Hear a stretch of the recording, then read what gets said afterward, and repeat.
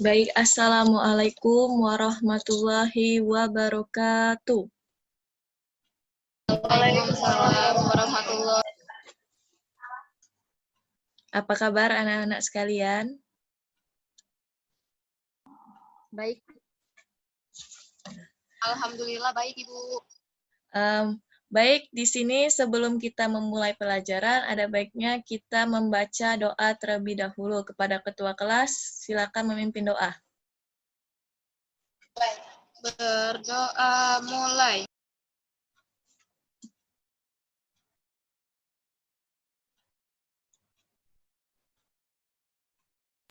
Berdoa selesai. Baik, sebelum memulai pelajaran, Ibu absen terlebih dahulu ya. Vidya Nurfadila.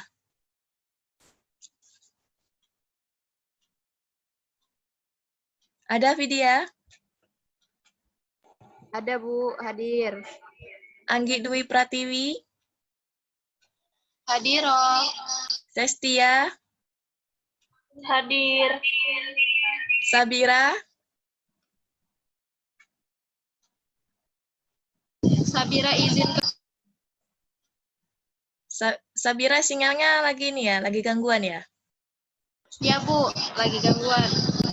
Oke. Baik. Dikarenakan pandemi, jadi untuk sementara waktu kita menggunakan pembelajaran secara virtual ya. Jadi untuk minggu depan kemungkinan kita pakai Zoom lagi.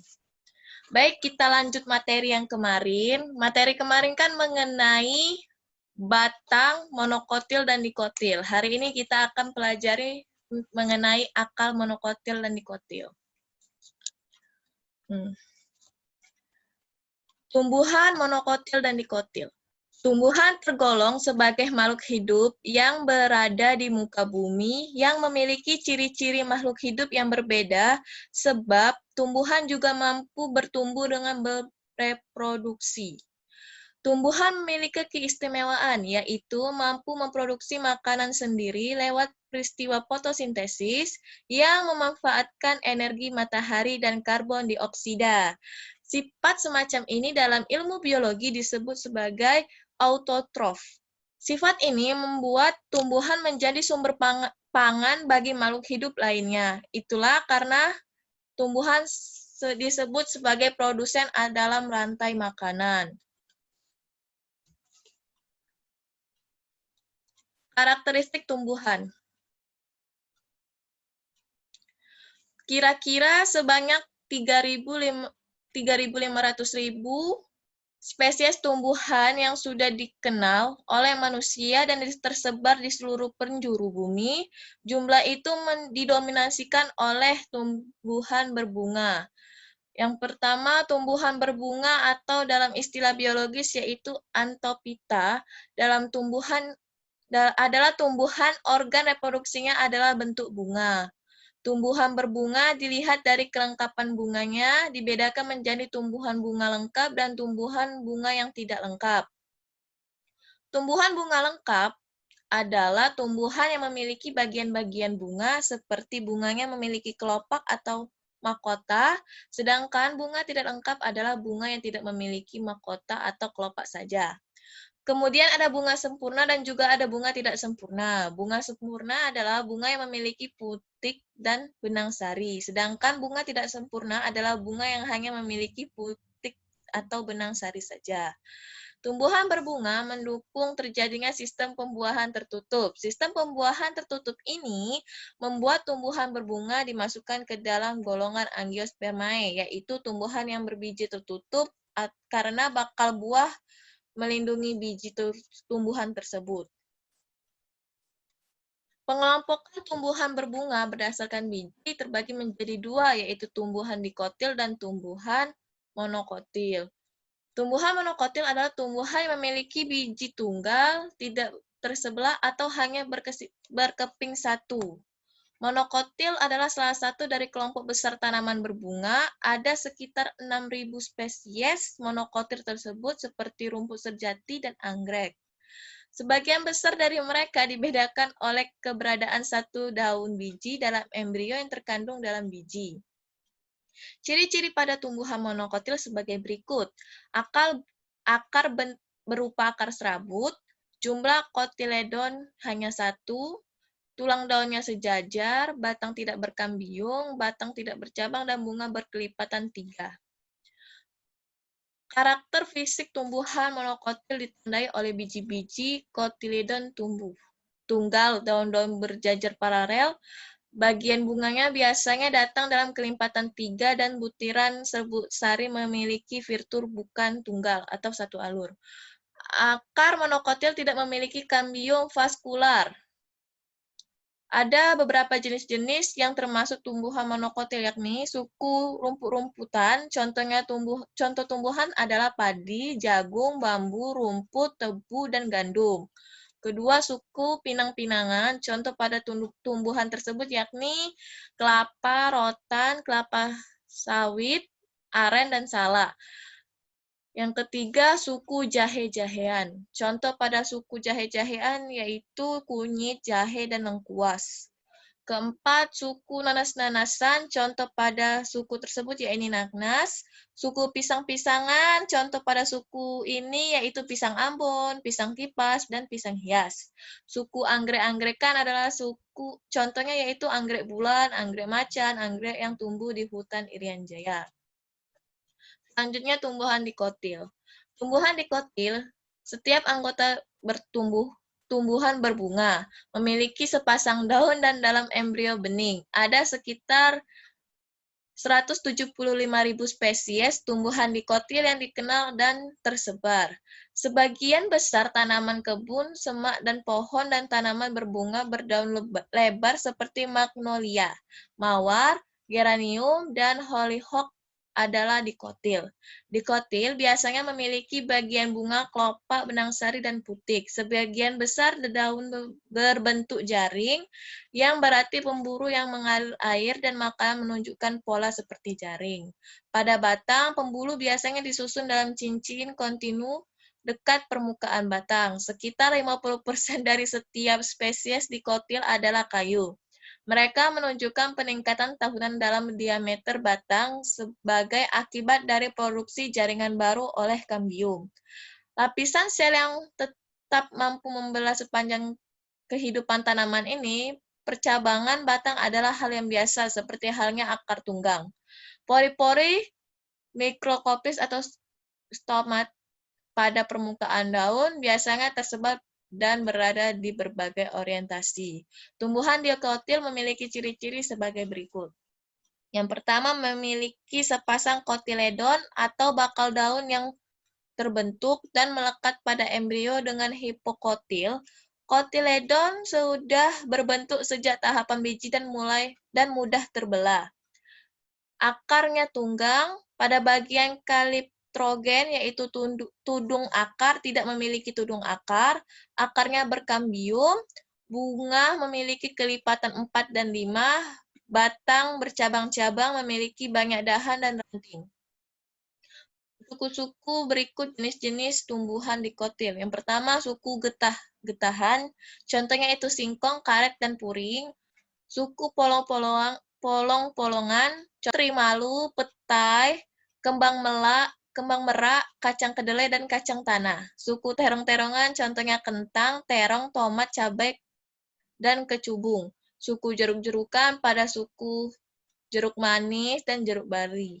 Suku kapas-kapasan, contohnya pada kembang sepatu dan kapas. Suku jambuan, contohnya pada cengkih, jambu biji, jambu air, jambu monyet, dan lain-lain. Suku komposit, contohnya bunga matahari, bunga dahlia, dan bunga krisan. Struktur akar monokotil dan dikotil. Yang pertama, struktur anatomi akar monokotil. Akar monokotil adalah akar efektif seperti rambut dan yang tidak memiliki akar tunggang. Akar radikal atau akar primer dari monokotil diganti oleh akar efektif pada tahap awal. Akar monokotil memiliki empulur di pusat. Dalam tumbuhan monokotil, pertumbuhan sekunder tidak ada, membuat tanaman muda dan tua memiliki tampilan yang sama. Akar memiliki 3 daerah yang berbeda, yaitu epidermis, korteks, dan budel vaskuler.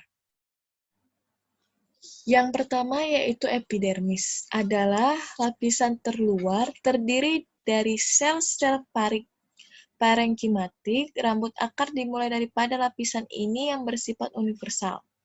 Epidlema adalah bagian yang paling luar dari akar yang dibentuk oleh satu sel yang diatur kompak, sel parenkim yang seperti gentong. Korteks merupakan komponen utama dari jaringan dasar akar, terletak di daerah sebelah dalam epidermis yang berfungsi sebagai tempat penyimpanan cadangan makanan. Endodermis terletak di lapisan sebelah dalam korteks dan di sebelah dalam perisikal yang berfungsi untuk mengatur masuknya air tanah ke dalam pembuluh yang menyimpan zat makanan. Lanjut empelur. Empelur adalah wilayah terdalam dari akar yang mewakili poros tengah. Hal ini terdiri dari beberapa sel parenkim yang diatur longgar. Perisikal adalah bagian paling luar dari stel yang diwakili oleh satu lapisan sel-sel parenkim terletak di dalam lapisan endodermis yang berfungsi sebagai membentuk cabang akar dan kambium gabus. Lanjut jaringan penghubung. Hal ini diwakili oleh lanjut jaringan penghubung. Hal ini diwakili oleh sel-sel parenkim yang diatur longgar ditemukan di antara ikatan pembuluh sel khusus untuk menyimpan air. Lanjut ikatan pembuluh. Ikatan pembuluh diatur dalam arah radial, ada 8 budel, masing-masing terdiri dari xilem dan floem. Stel adalah silinder pusat akar terdiri dari parasikel, jaringan penghubung, empelur, dan ikatan pembuluh. Terdapat pada lapisan bagian dalam yang berfungsi sebagai alat angkut air mineral dari akar yang kemudian diangkut oleh pembuluh bekas pengangkut xilem. Lanjut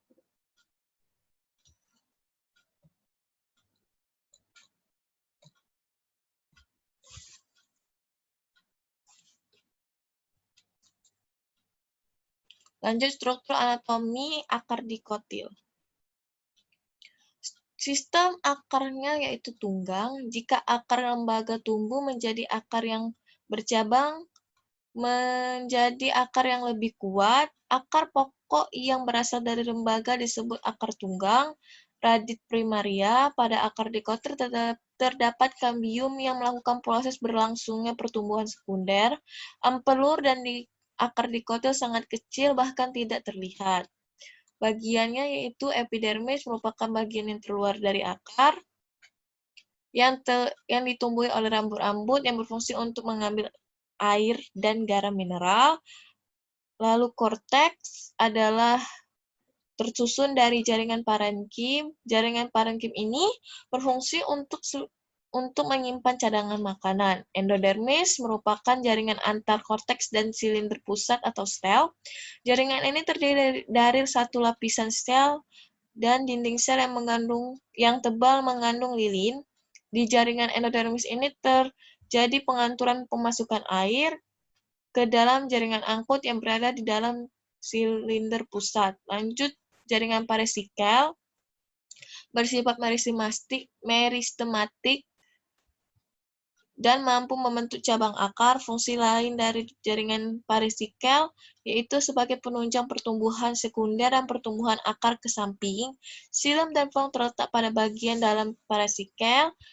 Stel ini terdapat membentuk empelur pada tumbuhan monokotil tetapi tidak pada tumbuhan dikotil. Stel merupakan bagian terdalam dari struktur anatomi akar. Lanjut yaitu perbedaan akar monokotil dan akar dikotil. Akar dikotil memiliki akar yang tunggang dan dengan akar lateral, sedangkan akar monokotil memiliki sistem akar unfektif yang tidak memiliki akar tunggang. Akar monokotil tidak memiliki pertumbuhan sekunder, sedangkan akar dikotil memiliki 2 fase pertumbuhan. Akar di monokotil memiliki empur yang signifikan di tengah, tapi dikotil memiliki baik empur sangat kecil dibandingkan empur monokotil yang tidak sama sekali. Dalam pertumbuhan sekunder, akar dikotil memiliki kambium vaskular dan kambium gabus yang berasal dari sel-sel parenkim dan jaringan penghubung, sedangkan akar monokotil tidak memiliki mereka. Pertumbuhan akar primer pada dikotil. Akar primer adalah akar yang terus tumbuh membesar dan memanjang. Akar ini akan menjadi akar pokok yang menopang. Akar primer ini sering juga disebut sebagai akar tunggang atau akar lembaga. Pertumbuhan primer pada akar dikotil menyebabkan akar tersebut tumbuh, memanjang, masuk ke dalam tanah, sedangkan pertumbuhan sekunder pada akar dikotil terdapat kambium yang menyebabkan pembesaran diameternya. Tudung akar terdapat di ujung akar yang melindungi promeristem akar serta membantu penembusan tanah oleh akar yang terdiri dari sel hidup yang saling mengandung pati. Terdapat selnya tersusun dalam deretan radial yang berasal dari pemula tudung akar. Pada kebanyakan tumbuhan, sel sentral di tudung akar membentuk struktur yang lebih jelas dan disebut kolumela. Epidermis merupakan lapisan terluar dari akar yang tersusun oleh sel-sel rapat satu sama lain antar sel, berdinding tipis, namun kadang dinding sel paling luar berkutikula. Lanjut, korteks akar. Pada umumnya, korteks akar terdiri sel-sel parenkim. Sel-sel korteks pada akar sering mengandung tepung, kadang-kadang kristal kalsium oksalat. Pada sejumlah besar, monokotil sering membentuk serabut selenkim dan berbagai sel yang berdinding tembak sebagai penguat. Endodermis merupakan bagian atau lapisan terdalam dari korteks akar yang terdiferensiasi menjadi endodermis. Pada sel endodermis yang mudah dijumpai penebalan dinding subberin yang terbentuk pita yang mengelilingi dinding sel disebut pita Kaspari. Lanjut, stel atau silinder berkas pengangkut. Bagian ini dipisahkan oleh korteks dan endodermis. Lapisan terluar yang berbatasan dengan korteks adalah parenchyma. Parenchyma berfungsi untuk menghasilkan primordia, akar lateral, dan pembuluh yang menghasilkan floem dan xilem. Pertumbuhan akar sekunder pada dikotil. Pertumbuhan akar sekunder disebabkan oleh aktivitas kambium pembuluh vaskular. Kambium pembuluh berasal dari sel-sel parenkim yang berada di sebelah dalam berkas floem. Begitu kambium terbentuk, sel-sel parasikel juga mengalami pembelahan. Kedua kelompok sel ini membentuk kambium yang lengkap. Kambium membelah menghasilkan xilem sekunder, membungkus xilem primer.